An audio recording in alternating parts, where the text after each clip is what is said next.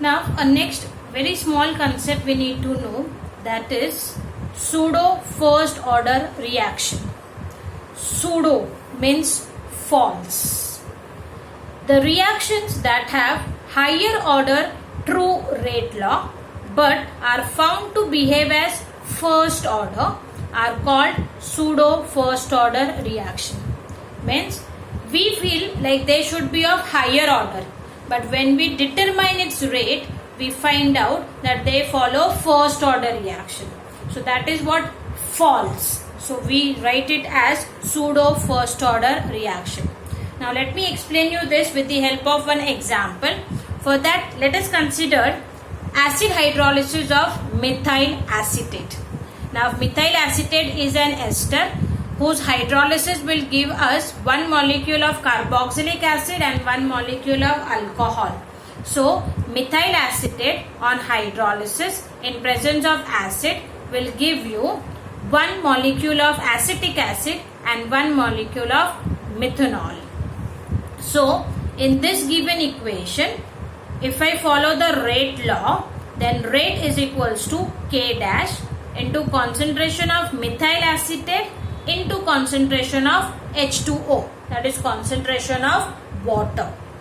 Now according to the rate law equation, the expected order is to behave second order kinetics because we have 1 mole of each, that is 1 plus 1, 2.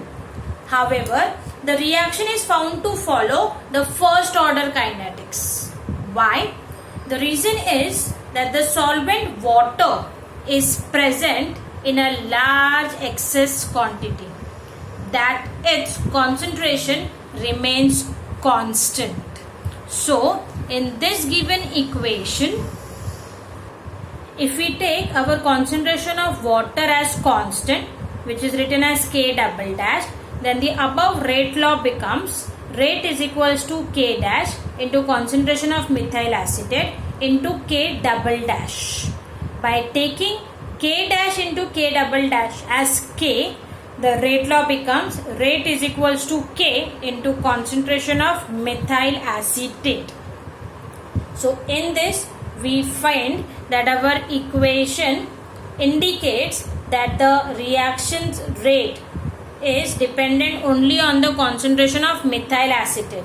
Means the reaction is following first order rate law and not second order. So the second order true rate law as indicated by equation above is forced to follow first order reaction, which is mentioned in this given equation, and that is why we say that it is an example of pseudo first order reaction. So in general, those reactions where one of your reactant is solvent which we take in excess are generally an example of pseudo first order reaction, because the concentration of solvent as we take it in excess is constant. So our rate is independent on the concentration of our solvent, and that is why even though it was supposed to be a higher order reaction, it forcefully follows only first order, and that is why we call them as pseudo first order reaction.